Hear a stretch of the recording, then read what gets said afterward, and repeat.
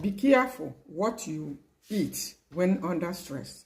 Now, what you have as your meal or nutrition when under stress. What do we mean by stress? Stress is when you are exhausted.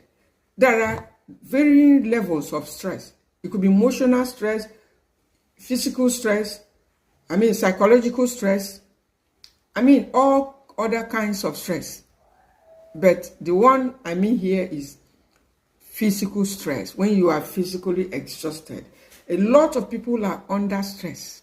And when under stress, you need to be extra careful because your body is not in the best state to do a lot of things, such as managing sugar when you bring them in, such as even producing acid for digestion, handling carbohydrates, and a host of other things. And that is why you have to be careful. I made a drink, actually. That's why I'm making this video, to help me deal with stress physically a few days ago. And I want to show us that drink.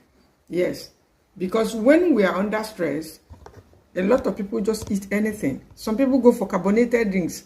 No, we did all of that in the years of ignorance.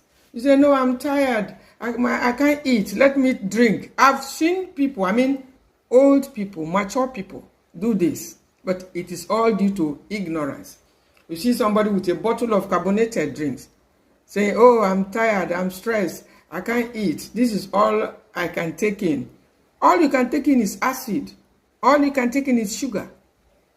That is ignorance. So when you are under stress, you have to be extra careful to reduce the sugar you consume because your body can't deal with it. To reduce the carbohydrates, to reduce the calorie. I'm talking of weight, the weight of food. Even if it's a healthy food, you need to be careful. So that is why I thought recently, because some years back, I could just take a cup of coffee and say, oh, I'm so stressed, this is what I want to have. And then you feel okay for a moment. That's what coffee does.